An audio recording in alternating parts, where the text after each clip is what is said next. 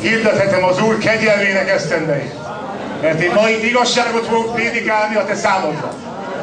Olyan igazságot, ami leleplezi az ördög hazugságait, és ennek az igazságot beengeded a szívedbe, hoz a te számodra változást, hoz a te számodra szabadulást, hoz a te számodra áldást, és Istennek tökéletes eredeti terve ki fog teljesedni a te életeden.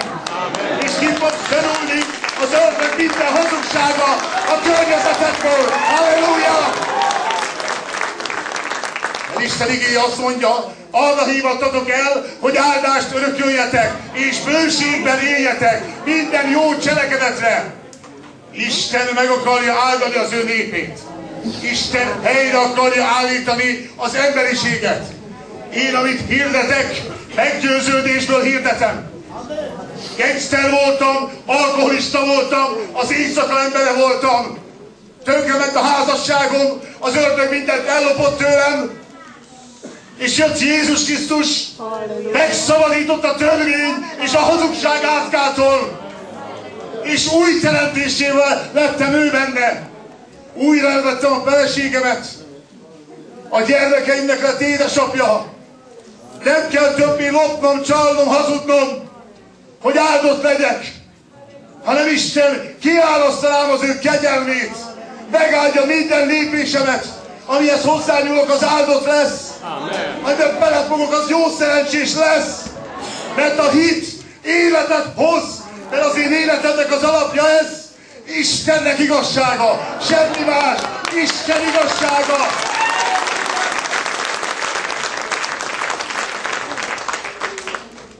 Előre bocsátjuk egy gondolatot.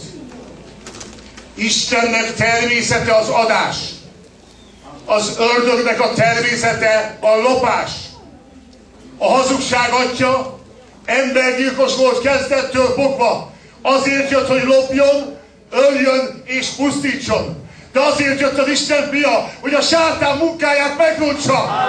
Megrontsa, és megrontsa, és megtörte a sátán hatalmát. És az az ember, azt mondja a Biblia, aki Krisztusban van, új teremtés az. A régi elmúlt, és minden újjá lett. Én Krisztusban vagyok. Ahol én megjelenek, ott reszkessen a pokol. Onnan kiszorítom az ördögöt.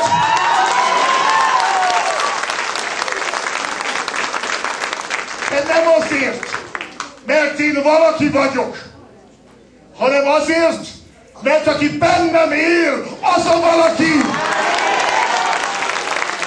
Az pedig Jézus Krisztus. Ő az életnek a királya. Ő a szabadító, ő a gyógyító, ő a helyreállító. Tudod, mit mondok neked? A teljes szeretet kiűzi a félelmet. Az evangélium, az evangelizáció, ami ma itt folyik, ami történik, tudod mi? A szabadság kihirdetése. És a szabadságban nincs félelem. Nincs félelem. Nem félek semmitől, senkitől. Mert Jézus velem van. Ha pedig az Úr velem van, akkor kicsoda ellenem? Kicsoda ellenem? Azt mondja a Biblia. Ne attól féljetek, aki megöli a testet, és a lelket meg nem ölheti. Hanem attól féljetek, aki a testet és a lelket a Gehennára veti. Ez pedig Isten. Ez pedig Isten. Isten fölkínálja ma neked, rajtam keresztül, az ő igéjén keresztül az üdvösséget, az örök életet. Ma hozhatsz egy döntést. Befogadhatod a szívedbe Jézust, de el is lehet utasítani. Ugye a közelmúltban, múlt hét végén volt húsvét. Nem tudom, hogy a te számodra mit jelentett húsvét. Hát, halleluja, ez jó dolog. Vagy ha üzletember vagy, akkor több piát el tudtál adni, jó, halleluja. Több profit van, vagy több kábítószert, vagy több lányt el tudtál adni az útszélén, mert a népnek több pénze volt, mert ünnepre készült. A húsvét a Istennek a váltság művének a csúcspontja. Jézus meghalt a kereszten, oda odaadta az életét, hogy neked életed legyen. És Jézus nem maradt a sírba, hanem harmadnapon feltámadt. Értitek? Erről fogok ma prédikálni. De előtte felolvasok egy kis történetet. Nagyon tükrözi a húsvét üzenetét, illetve Istennek a kegyelmét. Ez egy húsvéti prédikáció. Múltkor kaptam e-mailben, még húsvét előtt jó pár hónappal. Azt mondja, a plébános úr Kárpátalja egyik kisvárosában szolgált még a háború előtt. Húsvét reggelén, amikor a zsúfolt templomban felment a szószékre prédikálni, egy üres és rozsdás madárkalitkát vitt magával, és letette a szószék párkányára. Persze mindenki meglepődve nézte, és kíváncsian vártuk, mi lesz ebből. Az atya elkezdte a prédikációt. Amikor tegnap végigmentem a főutcán, szembe jött velem egy fiatal gyerek. Kezében lóbálta ezt a madárkalitkát. A kalitka alján 3 kis vadmadár lapult, reszketve a hidegtől és félelemtől. Megállítottam a fiút és megkérdeztem. Hát te mit viszel magaddal? Csak ezt a 3 nyomvat madarat felelte. Aztán mit akarsz velük csinálni? Kérdeztem. Hazaviszem őket, és szórakozom velük, felelte. Feldühítem őket, kihúzom a tollaikat, egymás közötti viadalra úszítom őket, élvezni fogom. De előbb-utóbb beleunsz majd. Utána mit csinálsz velük? Ó, van otthon 2 macskánk, mondta a fiú, azok szeretik a madárhúst. Megetetem őket velük. Hallgattam egy kicsit, aztán ismét megszólaltam. Fiam, mennyit kérsz a madarakért? Nem kellenek azok magának, atya, hiszen ezek csak nyomvat mezei verebek. Még énekelni sem tudnak, még csak nem is szépek. Mennyit kérsz értük? Kérdeztem ismét. A fiú végigmért, mintha megbolondultam volna, aztán megmondta az árat. 10 pengő. Kivettem a zsebemből a 10 pengőt, odaadtam a gyereknek. A fiú letette a kalitkát a földre, és elfutott, nehogy meggondoljam magam. Én pedig felemeltem a madárkalitkát, elvittem a közeli parkba, ott letettem, kinyitottam az ajtaját, és szabadon engedtem a madarakat. Miután a plébános úr elmondta a kalitka történetét, kicsi szünetet tartott, és egy másik történetbe kezdett. Egy nap a sátán és Jézus találkoztak. A sátán épp az édenkertből jött, és büszkén dicsekedett. Az egész emberiséget a kezeim közé kaparítottam. Csapdát állítottam nekik, olyan csalétekkel, amelynek nem tudnak ellenállni. Mind az enyémek. Mit akarsz velük csinálni? Kérdezte Jézus. Szórakozok velük. Megtanítom őket, hogy a test élvezetéhez nem kell szerelem. Megtanítom őket az élvezetek minden formájára, hogy részegeskedjenek, kábítószerekkel éljenek. Utána feldühítem őket, és arra megtanítom, hogy gyűlöljék és kínozzák egymást.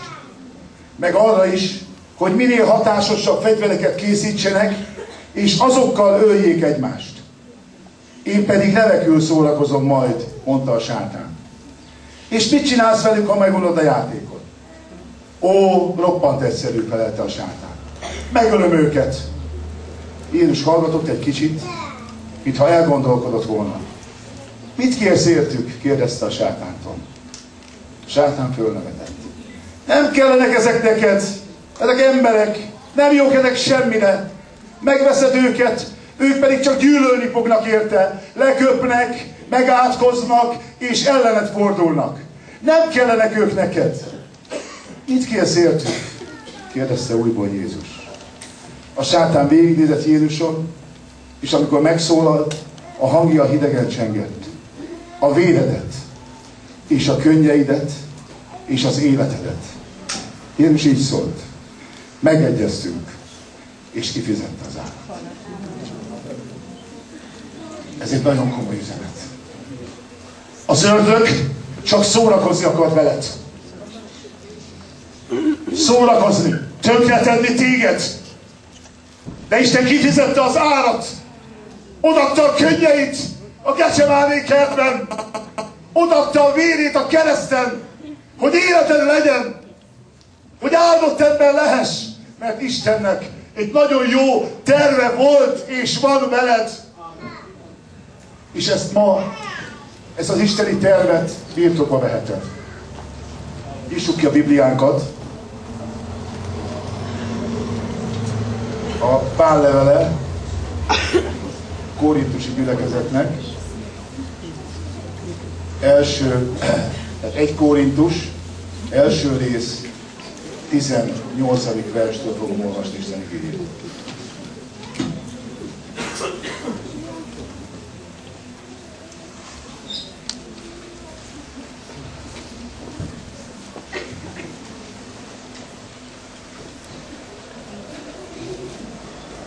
Tehát Pál levele a korintusi gyülekezetnek, első rész, 18.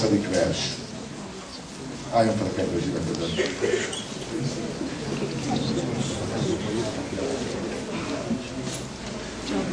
Egy Korintus 1:18, még egyszer van Bibliája keresem. Mert a keresztről szóló beszéd bolondság ugyan azoknak, akik elvesznek, de nekünk, akik üdvözülünk, Istennek ereje. Mert megvan írva, elvesztem a bölcsek bölcsességét, és az értelmesek értelmét elvetem. Hol a bölcs? Hol az írástudó? Hol a világ vitázója? Nem tette bolondsággá Isten a világ bölcsességét? Mivel tehát a világ a saját bölcsessége útján nem ismerte meg Istent a maga bölcsességében, tetszett Istennek, hogy az igehirdetés bolondsága által üdvözítse a hívőket. És miközben a zsidók jelt kívánnak, a görögök pedig bölcsességet keresnek, mi a megfeszített Krisztust hirdetjük, aki a zsidóknak ugyan megütközés, a pogányoknak pedig bolondság. De maguknak, az elhívottaknak, zsidóknak és görögöknek egyaránt az Isten ereje és Isten bölcsessége. Mert az Isten bolondsága bölcsebb az emberek bölcsességénél. Az Isten erőtlensége erősebb az emberek erejénél. Mert nézzétek csak a ti elhívásotok, a testvéreim.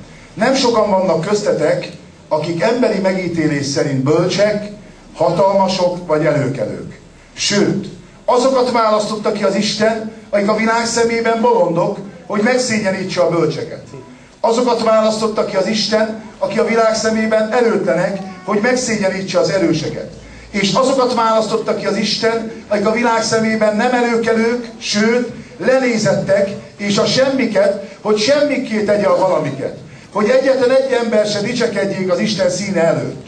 Az ő munkája az, hogy ti a Krisztus Jézusban vagytok.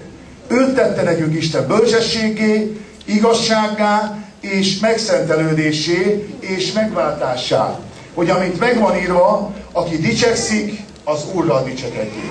Amen. Úr Jézus, köszönjük a Te igédet, és köszönjük, Uram, hogy a prédikált ige felszabadítja Istennek erejét. Kérlek, drága Szent Szellem, hogy vedd birtokba a Te szolgádat, Uram, jöjjön a mennyei üzenet, a mennyei prédikáció, itt nem emberi bölcsesség hangozik, hanem Istennek az ereje, a Szent Szellem által belkent üzenet, jöjjön, ami átüti a szíveket, Uram, a hazugságot leleplezi, és Isten világossága, Uram, megvilágítja Istennek tervét, Istennek akaratát, minden személy részére ebben a teremben. Atyám, az Úr Jézus Krisztus nevében imádkozok, hogy dőljön le minden vallásosság, minden akadály, mindenki háruljon el erről a helyről a Jézus nevében. Uram, és árasz ki a bűnbánat, a kegyelemnek a szelleme, áradjon ki erre a helyre, és töltsd be, Uram, töltsd be ezt a helyet, Uram, a Te jelenléteddel, kedd fel a Te szolgádat, Uram, és nyisd meg a hallgatóknak a szívét, hogy be tudjon menni Istennek beszéde, Istennek üzenete, ami megváltoztat, ami megszabadít és helyreállít bennünket az Úr Jézus Krisztus nevében. Amen. Egyedül az Atya! Tegnap előtt nézem a tévét este, nem szoktam egyébként televíziózni, nem szeretem, mert tele van hazugsággal. Az én számomra Isten igéje az igazság, és az én jelenem és jövőm ebben van elrejtve. Ezért vagyok sikeres vállalkozó, halleluja! Ezért sikeres a házasságom, ezért működik a szolgálatom, mert Isten igéje az alap. És amilyen az alap, olyan a ház. Ahol erős az alap, erős a ház. Jöhet vihar, jöhet nyomorúság, jöhet válság, jöhet recesszió, áll a ház. Áll a ház. Mert Krisztus az alap, halleluja! És nem félek, hanem reszkessen a pokol, féljen az ördög, az öreg ördög, mert neki reszeltek. E világ fejedelme megítéltetek. És figyelj csak, Biblia azt mondja, háborúk hírét halljátok, földrengések, járványok, közel a vég, közel van Jézus visszajövetele. És tudod, mit látok a Prejdosszéban? Ha minden igaz, egy amerikai úriember volt, és beszélt arról, hogy neki, mert csak egy pillanatra kapcsoltam be, tehát nem az elejétől néztem, be van építve a testébe egy chip, mikrochip. Nem kell, ahhoz ott volt egy bankautomata, nem kell bankkártya, hanem annyi pénzt veszek ki, amennyit akarok, és már is be is mutatta. Antikrisztus! Minden el van készítve! Minden el van készítve, hogy fölemelkedjék az Antikrisztus, és aki annak fölveszi a jelét, az nem fogja örökölni Isten országát. És ha most tévedsz, hívő emberként, igazodsz a világhoz, egy kis világi buli, egy kis tánc nem számít, egy kis alkohol, egy kis részegség, és az Úr megbocsátja, ugyan már egy kis paláznaság, az sem gond, az Úr megbocsátja, a kegyelem Istene. Hát ha most így illogsz, mi lesz akkor? Amikor azt mondják, hogy ha nem veszed fel az Antikrisztus bélyegét, a mikrocsipet, már Oroszországból érdeklődtek, hogy a bűnözőket megjelöljék vele. Mindenhol, mert a Kochler az a mocskos ördög. Másolni akarja Istent mindenben. És még azt is fogják, mondta ez az úriember, hogy a mikrochippen keresztül be tudja folyásolni a gondolatait az embernek. Sőt, belelátsz majd egymás gondolataiba. Közel van nagyon a vég. Már lehet, hogy az én generációm megéri, hogy Jézus visszajön. És elvisz bennünket. Mi lesz veled, aki itt marad? Már most a kamionokban, mert elfuvarozó cégem is van, olyan tahográfokat akarnak, menetíró készülék, a legújabb, hogy műholdról tudja nézni a sofőrömet. A technika vívmányai, minden el van készítve, hogy ne tudj se adni, se venni, mindent tudjanak rólad. Értitek? Isten a mindentudó. Ő a mindentudó, halleluja. Tehát jól vigyázzatok tehát. Jól vigyázzatok. Értsétek meg, hogy mi az Úrnak az akarata. Álljatok bele Isten tervébe. Férfiak, legyetek férfiak. Telnek kegyelemmel és igazsággal. A családok papjai, aki védelmet, biztonságot nyújt a családjának, és példája a gyermekének. Nem az a példa, hogy gengszer vagyok, kiállítom az örömlányokat, az én lányaimat a sorra. Nem az a példa, hogy drogot árulok. Tudod, mi lesz itt a következő dolog? Meghazudtolja Istent, és a következő, az erkölcsi tudás, amikor bűnbe esik, egyik következménye a bűnre való rádöbbenés. A következő dolog, amikor Ádám és Éva észreveszi, hogy mezítelen, félelem jön a szívébe. Mert a bűnnel bejön a félelem, és elbújik, amikor jön Isten, este hűvös alkony, akkor Ádám, hol vagy? Csak nem ettél a jó és a rossz tudásának a pályáról, tehát bejön a félelem. Nézzétek, bejön a menekülés, mert a bűn elől mindenki menekülni akar. Amikor megcsinálod, de mondja az ördög, ugyan nyugodtan csinálj meg. Nyugodtan, semmi gond nem lesz. Meglátod a csinos bébit, csinosabb, mint a feleséged, így nem olyan ráncos, nem olyan házsártos, mert ugye neked csak egy éjszakára kell a barátnő, és akkor mondja az ördög, hogy ó, hát így senki nem tudja meg. Senki nem fogja megtudni. De amikor megteszed, én is voltam kint a világban, és beszélgettünk a közelmúltban barátommal, és azt mondja egy világi barátom, hogy nincs megtérve. Vilmos, amikor a barátnőmtől hazamentem, a legnehezebb volt az első 5 perc a feleségemmel való beszélgetésben. És belenézni a szemébe. Mert a bűn elől mindenki menekülni akar. Tudod, mit csináltak a nácik, amikor látták már, hogy vége a háborúnak és vesztesek lesznek? Voltam Auschwitzba. Felrobbantották a krematóriumot. Eltüntetni minden nyomot. Isten a szívek vizsgálója. Amen. El lehet tüntetni a nyomokat a pásztor elől. El lehet tüntetni a nyomokat a presbiter elől. El lehet tüntetni a nyomokat a magyar igazságszolgáltatás elől. De nem lehet eltüntetni a nyomokat Isten előtt. Amikor eljön, mert mindenkinek meg kell állni Isten ítélő széke előtt. Minden embernek. Ott már nem lesz mellébeszéd. Amikor ketyeg az írógép, mondjuk a rendőrségre behívnak egy idézésre, akkor csak azt mondasz, amit akarsz. Meggondolod, hogy mit mondjál. Ugye? És azt fogják tudni, amit elmondasz, meg hát, amit már kinyomoztak. De majd amikor a mennyei írógép, a mennyei videó lejátsza a mennyei atya előtted, mert Isten igazságos. Amen. Igazságos Isten. Azt mondja a Biblia, a törvény Mózes által adatott, a kegyelem és az igazság Jézus Krisztusban jelent meg.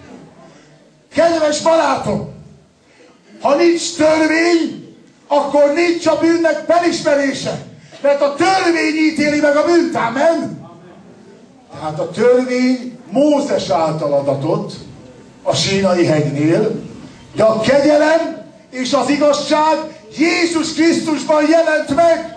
Kegyelemből van üdvösségetek, hitáltal Isten ajándéka ez. Amen. Amen. Következő dolog.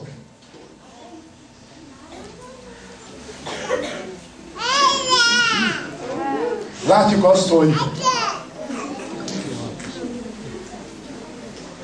leseg ropog a világ, erkölcsi normák. Majd mi tudjuk. Érdekes módon engedélyezte a magyar kormány a homoszexuálisok felvonulását. A bűn a szegeket súrolja. Amikor Isten kijelenti, hogy egy az egyben, hogy bűn, férfi férfivel ne közösüljön. A parázdaság bűn. Sőt, az új szövetségben meg van írva, aki kívánsággal tekint egy asszonyra, parázdaságot követel. Kedves barátom, jól vigyázzatok tehát, hogyan éltek. Ne esztelenül, hanem bölcsen. Amen. Értsétek meg, hogy mi az Istennek az akarata. Következő dolog. Először is, ahhoz, hogy az orvos meg tudjon téged gyógyítani, ahhoz kell egy diagnózis. Tehát diagnosztizálni kell a helyzetet. Az emberiség számára a mennyei diagnózis a bűn. A bűn. Az a ti bűnötök, hogy nem hisztek én benne. Isten nem azt akarja, hogy te vallásoskodj. Isten nem azt akarja, abból még nem lesz egy áldott ember, hogy elmész a templomba, még adakozol is, még imádkozol is, ebből még nem leszel őszinte, használható eszköze Istennek. Hanem a ti hitetek ne emberek bölcsességén nyugodjék, hanem Istennek erején. Tehát beleállni Istennek erejében. Ahogy már mondtam, hogy aki Krisztusban van, új teremtés, a régi elmúlt, és minden újjá lett. Amen. A Biblia azt mondja, azzal kezdtem. A keresztül szóló beszéd bolondság azoknak, akik elvesznek, de nekünk, akik üdvözölünk, Istennek ereje. Az én számomra a kereszt erő. Az én számomra a kereszt gyógyulás. Egyetlen egy kitörési pont van a számodra, ez a kereszt. A kereszt. Hányszor fogadtam meg a régi életemben, hogy január 1-től nem nyújtok rá. Ibírtam legalább 1 napig. 2-ig.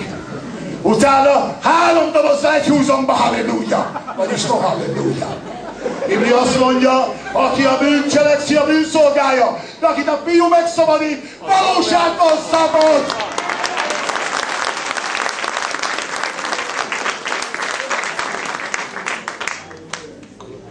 Szívesen megkérdezném, hogy mit jelent számodra az, hogy libertà, halleluja. Mert mindenki szabad akar lenni. Nem azok a megkötözött és a bezárt emberek, akik Sándorházán üldögélnek a börtönben, vagy végigúton az asszonyok, akiknek rá a gyülekezetben is ott ülnek a bűnösök, halleluja. Csak még nem jöttek rá a bűneikre. Tehát, azt mondja a Biblia, hogy nem tudjátok, hogy ti valamennyien Isten temploma vagytok, és az Isten lelke bennetek lakik. Ha valaki ezt a templomot megrontja, azt megrontja Isten. Cigaretta. Cigaretta. Jönnek hozzám testvér, imádkozz, űzze ki belőlem a cigaretta démonát. No! Harcold meg a hitnemes arcát! És mondom neki, hogy taposd meg a cigit. Hát ez drága. Szabad ember vagy. A piak szabadok. És nem tudsz lemondani az alkoholról. Én sem tudtam. Megálltam fél évig. Megálltam 1 évig. Nem tudtam lemondani a paráznaságról. Le tudtam, mikor nem volt a közelben nő. Értitek? Tehát a bűn megkötöz téged. Megkötöz téged! Csak akit a Fiú megszabadít, az a szabad ember. Amen! Amen!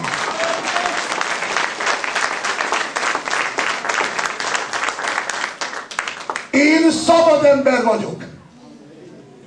És veled mi a helyzet? Veled mi a helyzet? Akarsz jó házasságot. Mindenkinek van egy jó álma. Volt ilyen nóta is mindenkinek, van egy álma. Most nem találtam egészen el a hangot, mert nem kaptam meg a hangot, nem érdekes. Tehát értitek?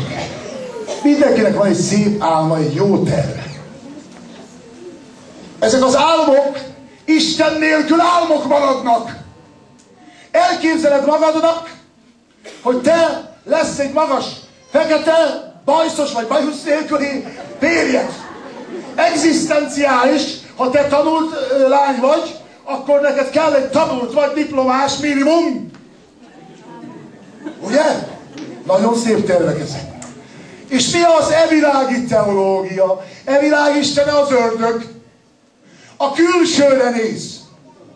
A külsőből ítél. Van egy 24 éves lányom, csinos, kedves, Istennek megváltott gyermeke. Többen ismerik. Múltkor azt mondja nekem, az atyai szívemet így megkenték olajjal. Volt neki egy építész udvarló, tehát ő is szeretne, hát imádkozunk társért, de jó társért.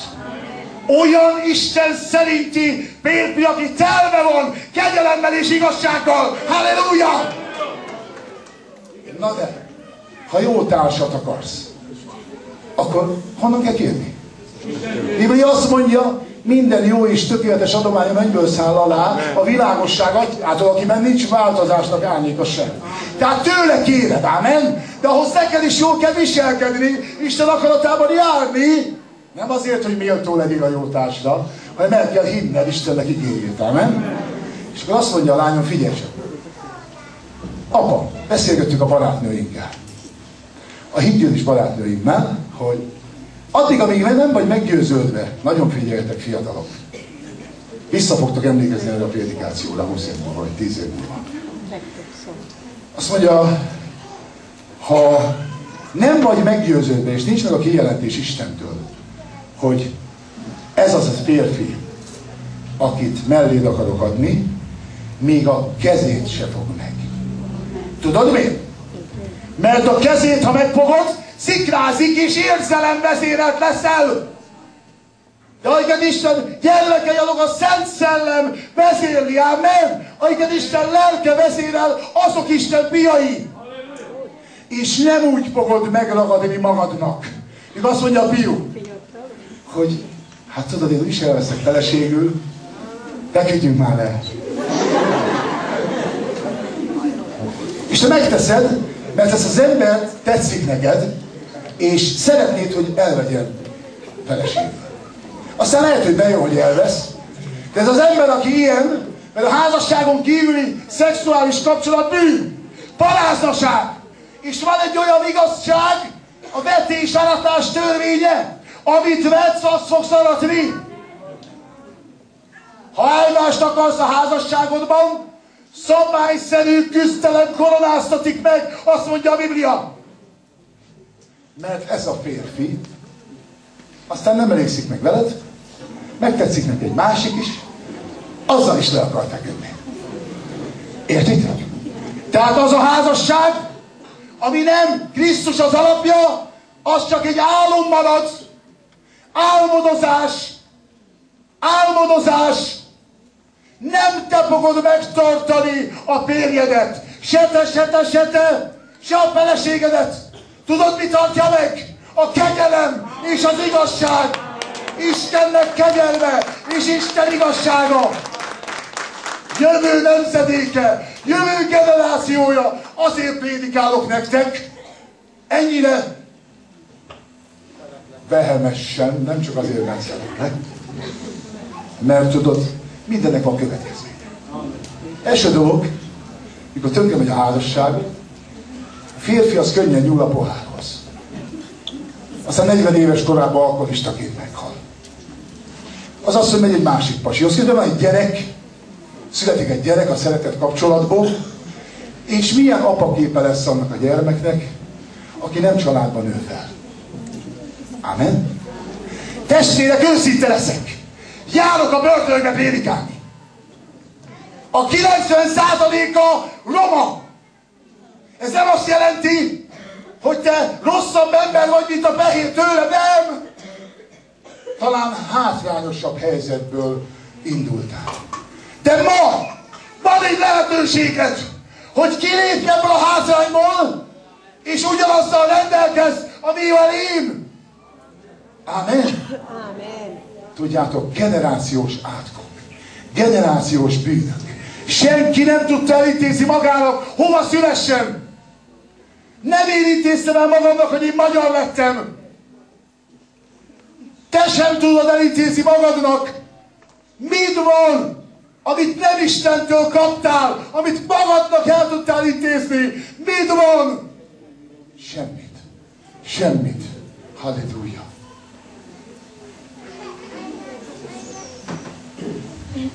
Tehát keresztül szó beszéd, bolondságot meg elvesznek, de nekünk, akik üdvözölünk, Istennek ereje. Elvesztem a bölcsek bölcsességét, az értelmesek értelmét elvetem. Milyen sokan keresik, kutatják a jövőt. Űrprogram, biztonságba akarják helyezni magukat. Bölcsesség, tudománydoktora, közben egyszerű hittel azt mondja a Biblia, bölcsé teszlek. Megmutatom, melyik úton kell járnod. Rajtad lesz a szemem. Én hozzám már jöttek diplomás emberek jelentkezni munkára. igen, 8 általánosom van és 3 ipari. Egyszerű ember vagyok. De rendelkezek a 66 lövetővel. Itt van a szívemben, halleluja!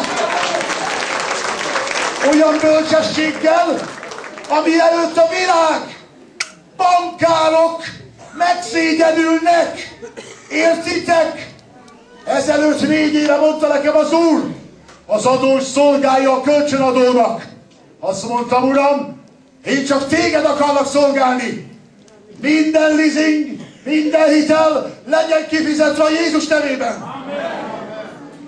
És megvan a házam, halleluja. A földi is, nem csak a mennyei. Dicsőség Istennek. Értitek? A magyar közmondás bibliai alapokon nyugszik, addig nyújtózkodja, míg a takaró él. Aki tornyot épít, vessen számot. Amen. Mondja a Biblia. Vessen számot. És mit mond itt amíg? Mivel tehát a világ saját bölcsessége útján nem ismerte meg Isten a maga bölcsességében, tetszett Istennek, hogy az igehirdetés bolondsága által üdvözítse a hívőket. És miközben a zsidók jelt kívánnak, a görögök pedig bölcsességet keresnek, mi a megveszített Krisztust hirdetjük. Tehát tetszett az Istennek. Kegyelemből van üdvösségetek. Nem kell neked teológiai diploma ahhoz, hogy bekerülj Isten országába. Csak kell iget mondani Jézusnak. Amen. Érdekes dolgot mondok. Mikor kamionosként dolgoztam, már többen, akik ismernek, hallottátok, hogy ment a toll és vajkereskedés. Bele nyúlni a rakományt. Tudjátok? A román közmondás azt mondja, ördög adta, ördög vitte. Toll és vajkereskedés. Nincs rajta áldás. Hiába lopsz, hiába csalsz, bármit teszel, nincs rajta áldás.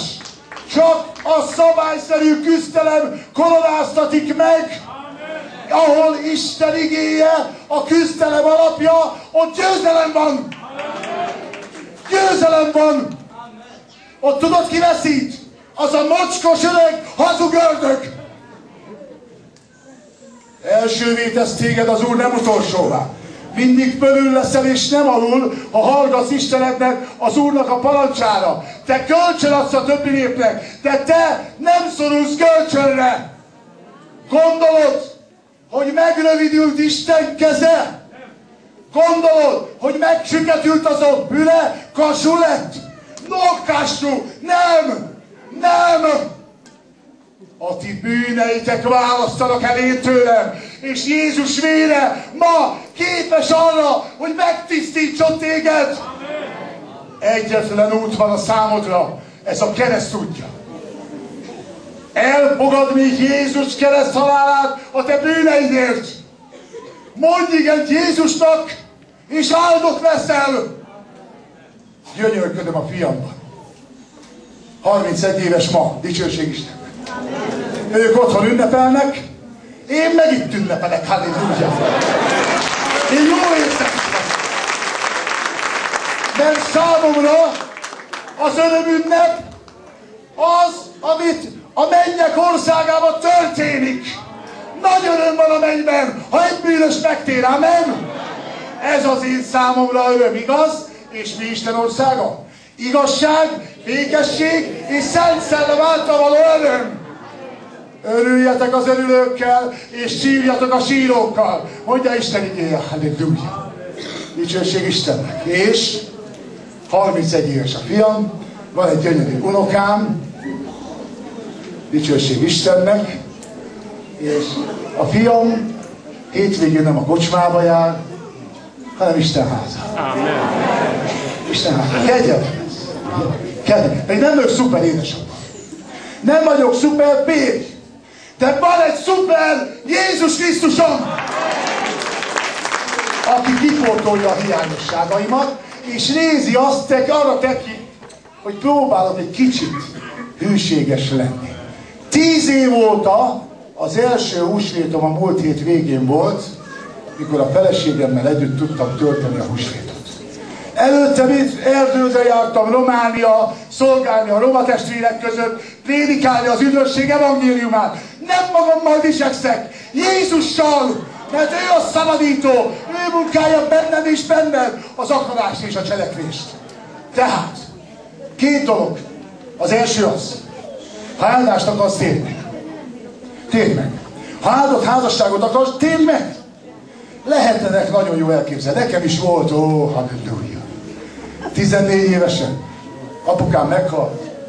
Nem kell nekem Isten. Ugyan, majd én megmutatom. Megmutatom. És elkezdtem ugye dolgozni. Elkezdtem kamionozni.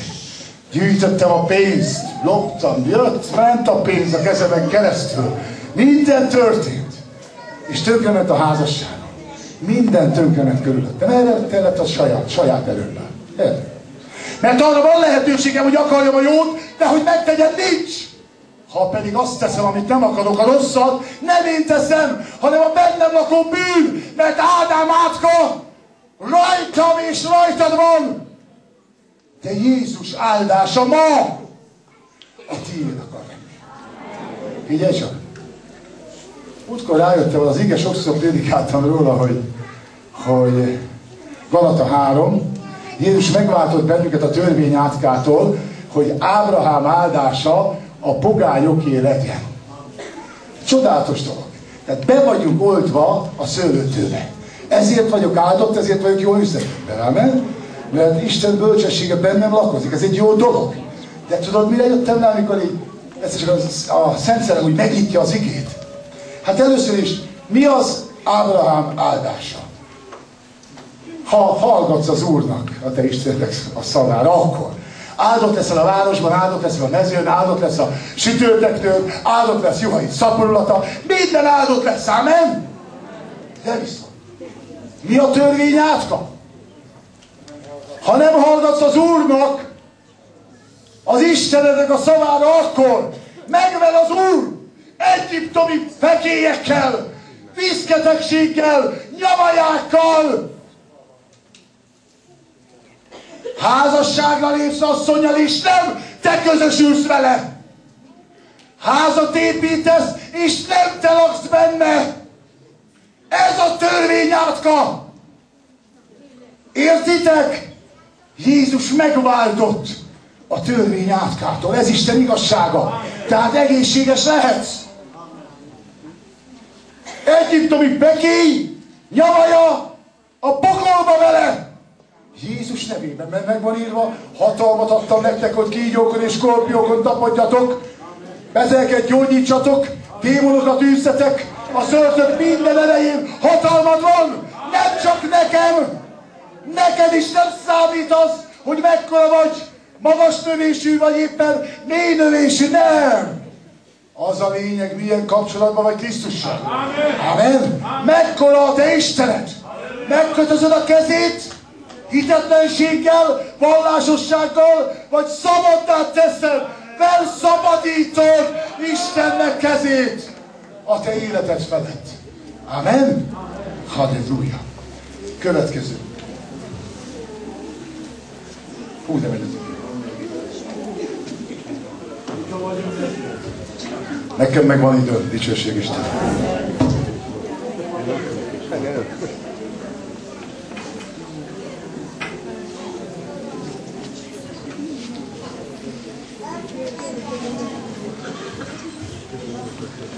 De azért nem lesz ez túl. Mert az Isten bolondsága bölcsebb az emberek bölcsességénél, és az Isten erőtlensége erősebb az emberek erejénél. Mert nézzétek csak a ti elhívásotokat, testvéreim. Nem sokan vannak közöttetek, akik emberi megítélés szerint bölcsek, hatalmasok vagy előkelők.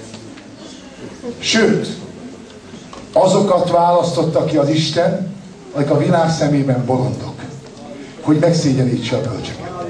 Azokat választotta ki az Isten, akik a világ szemében erőtlenek, hogy megszégyenítse az erőseket.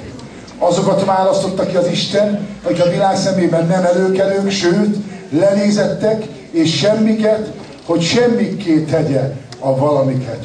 Hogy egyetlen ember se dicsekedjék az Isten színe előtt. Az ő munkája az, hogy ti a Krisztus Jézusban vagytok. Kedves barátom, nem számít, hogy milyen módban élsz, szegénységben, gazdagságban, romokban a házasságod, vagy nagyon jó a házasságod. Azokat választotta ki az Isten, akik a világ szemében bolondok, hogy megszégyenítse a bölcseket. Én azt hiszem, hogy a cigány nemzetet mindenki csak lenézte, kihasználja. Amen? Sajnos, de ma van egy lehetőséged, hogy Isten bölcsességgel fölemeljen téged, hogy megáldjon téged, és megszégyenítse a magyarságot, a gőgös fehér embert.